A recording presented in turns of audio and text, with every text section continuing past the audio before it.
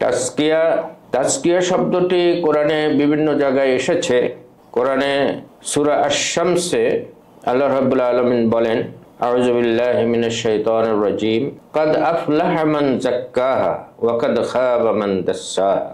কাদ আফলাহা সফল হয়েছে ওই ব্যক্তি, মান যাক্কাহা যে নিজেকে পরিশুদ্ধ করেছে, যে নিজেকে তাজকিয়া করেছে। এখন তাজকিয়ার অর্থ কি? তাজকিয়ার কয়েকটি অর্থ। একটা হচ্ছে রেকটিফিকেশন। তাজকিয়ার একটি অর্থ, এবং এটা প্রধান অর্থগুলোর একটি রেকটিফিকেশন। রেকটিফিকেশন মানে রেকটিফাই করা, পরিশুদ্ধ করা, সংশোধন করা। নিজের মধ্যে যে সমস্ত ভুল ত্রুটি মন্দ জমে গেছে সেগুলোকে দূর করার জন্যে প্রচেষ্টা চালানো, এবং সেটা নামাজ পড়া, নফল নামাজ পড়ার মাধ্যমে, কোরআন তেলাওয়াতের মাধ্যমে, দ্বীনি ইলম হাসিল করার মাধ্যমে, দিনদার ব্যক্তি, জ্ঞানী ব্যক্তিদের সাথে আলোচনা করার মাধ্যমে নিজের মধ্যে একটা পরিবর্তন সৃষ্টি হবে। সেই পরিবর্তনটাই হচ্ছে রেকটিফিকেশন। দ্বিতীয় অর্থ হচ্ছে টু গ্রো আপ, প্রবৃদ্ধি অর্জন করা, বৃদ্ধি অর্জন করা। যেমন আমরা সম্পদের জাকাত দেই, সেটাও একটা তাজকিয়া। তাজকিয়া শব্দ থেকেই জাকাত শব্দ এসেছে। তো সম্পদের তাজকিয়া, সম্পদের রেকটিফিকেশন এবং সম্পদের উন্নতির জন্য জাকাত ধার্য করা হয়েছে। তো সম্পদের পরিশুদ্ধি হয়ে যায় জাকাত দেওয়ার মাধ্যমে, এবং সম্পদ প্রবৃদ্ধি লাভ করে, উন্নতি লাভ করে। সমাজের দরিদ্র লোকদেরকে আপনি জাকাত দিয়েছেন, জাকাত দেওয়ার মাধ্যমে তারা সামর্থ্যবান হচ্ছে।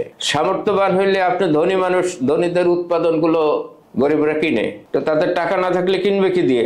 সুতরাং আপনি তাদেরকে জাকাত দিবেন, তারা আপনার তৈরি করা জিনিস কিনবে, আপনার মিল কারখানায় উৎপাদিত জিনিস কিনবে।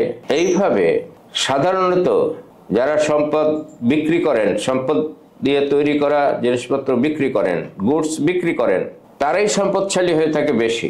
জাকাত দেবেন, যারা আপনার তৈরি করা জিনিস কিনবে তারা জাকাত পাইলে আবার কিনবে। এইভাবে সাইকেলিং হয়, রিসাইকেলিং হয় সম্পদ, সমাজের সম্পদ বৃদ্ধি পায়। জাকাতের একটি অর্থ হলো বৃদ্ধি পাওয়া বা বৃদ্ধি করা। তাহলে আমরা এটা দেখলাম যে জাকাতের প্রধান অর্থ দুইটি। একটি হলো রেকটিফিকেশন, অর্থাৎ পরিশুদ্ধি অর্জন, পবিত্রতা অর্জন। আরেকটা হচ্ছে প্রবৃদ্ধি লাভ করা, অর্থ সম্পদকে বৃদ্ধি করা, প্রবৃদ্ধি করা। জাকাত দিলে, দান করলে সম্পদ বৃদ্ধি পায়। এটা ইসলামের থিওরি, এবং আল্লাহ তাআলা এই ব্যবস্থা করে দিয়েছে। এবং কোরআনে আল্লাহ তাআলা বলছেন যে দান করলো, একটি জিনিস যে দান করলো সে যেন একটি বীজ বপন করলো, আর তার থেকে 60টি চারা উদ্গত হলো, এবং প্রতিটি ছড়ায় 100টি বীজ আবার বেরিয়েছে। তাহলে 700, একটা দান থেকে 700 প্রবৃদ্ধি লাভ করেছে। তো এইভাবে আল্লাহ তাআলা দান বৃদ্ধি করে দেন। আল্লাহ তাআলা আমাদের সবাইকে দান করার তৌফিক দান করুন। আমিন।